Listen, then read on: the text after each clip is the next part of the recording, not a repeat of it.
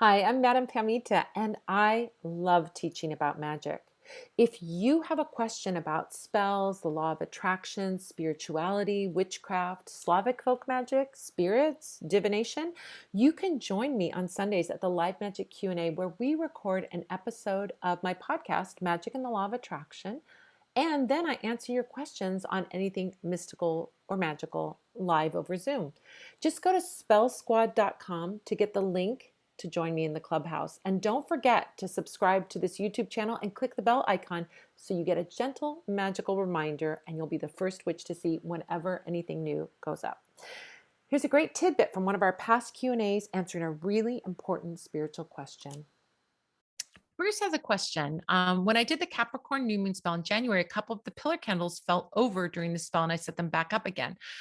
Was this a sign that the spell would fail and would have to be done again? So this is a great question because it kind of goes across all magic and particularly all candle magic.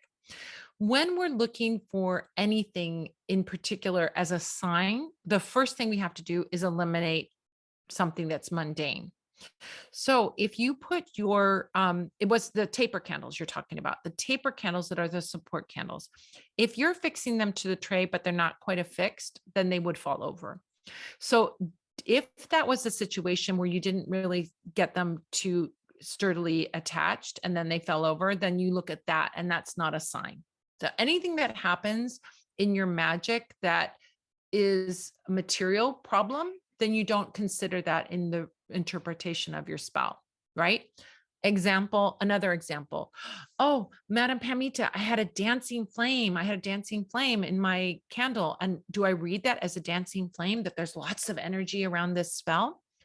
First thing I would do is move your candle spell to another part of the house where it might be a draft that's moving your candle flame. But if you move it to five different places in your home and it's still dancing, then you know that it's a sign.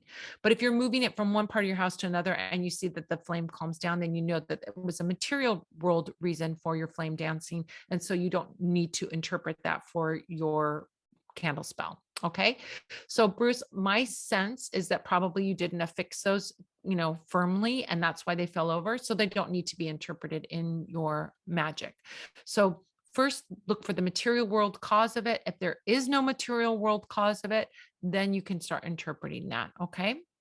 The way you can do that in the future is you affix the candle. If it falls over, affix it again and make sure you get it right this time. And if it still falls over, then you know that it's a message for you. All right. So that's a good way to do that with a lot of different aspects of candle magic.